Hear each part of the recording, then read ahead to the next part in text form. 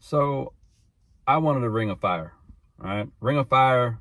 Maybe you vote on presidential candidates. Maybe there's two. Maybe there's a bunch. I don't know. They all go into the ring of fire. There's weapons on the ground. They pick them up. You stabby, stabby, shooty, shooty, nunchucky, nunchucky. And then at the very end, whoever's left standing is our president. That's what I wanted. That's just me. I think it'd be better. Then you get rid of all the old people. Not going to have any Biden-type people trying to pick up a knife and try to stab somebody. So, all the old people are gone. You get like some good athletes. You know what I'm saying? Maybe Jason Statham could be our president. Serena Williams, The Rock. You never know, right? And then you don't have to worry about all the lying and the pandering and corruption. It's just all about violence, baby. We solve our problems with violence, the American way. And then maybe not so much voting, but more like gambling. Let's bet. Gambling's pretty much what it is anyway. But we had some time to think about the election results. I was asked, do I have any comfort for anybody? Well, I guess the anybody would be the people who voted for Kamala Harris. And the answer to that question of comfort is no. I do not have any comfort for you. But I'm still thinking. Still working on some. All right. Is there anything to be learned from any of this? I don't know. I'm tired of politics. I don't want to talk politics, but here we are. I mean, you had two sides, right? Both sides are lying. On the right, you've got Trump, who was already in there for 4 years, totally unqualified, was awful for 4 years. So imagine getting a job and you're unqualified, but somehow you convince your way to get into that job. You're terrible for 4 years. Place is on fire because of you. They fire you. And then you try to come back and get the same job and you get it. So that's pretty much what we had. You lied so well that was able to get it. So applause for that. But all those lies it took to get to that place. And then on the other side, on the left, we had the old man in there, Joe Biden, and everyone's saying how prepared he is, how ready he is, and everyone's saying, well, he's a little old now, isn't he? And like, no, he's fine. And I feel like he needs to go. And he's fine.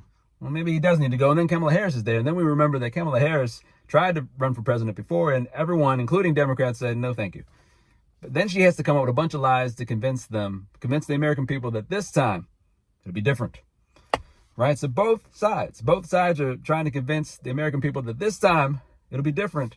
And there's also other lies in the air, right? There's people who believe in that democracy is coming to an end, that freedom of speech is in danger. Now, democracy has been in trouble, right? So it's not just now. Freedom of speech was never in any danger, at least no more than normal. I don't think it was really in any danger. Just people believing and buying it. Elon Musk went on Joe Rogan and was like, vote as if your life depends on it, because it does. It was a bit dramatic. All these lies in the air.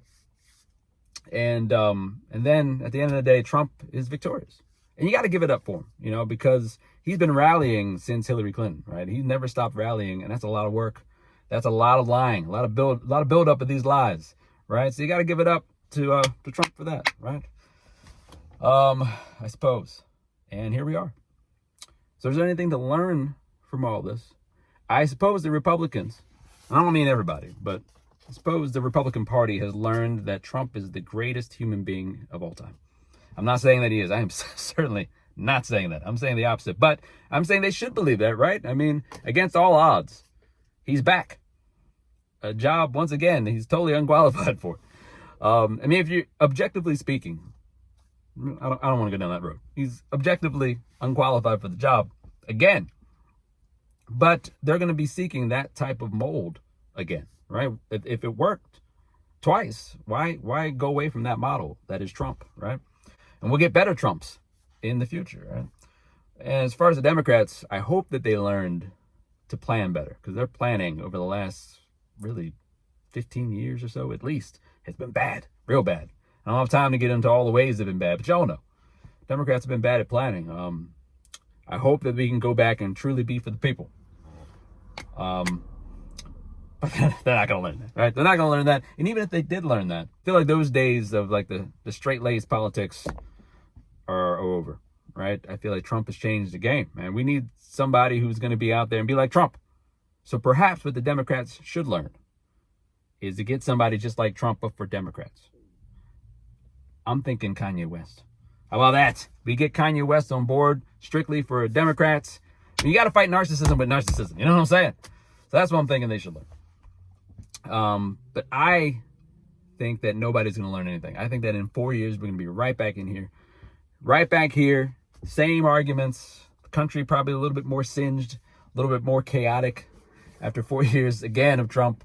And we've learned nothing. We'll be back here again 4 years having learned nothing. Just remember, I wanted the Ring of Fire.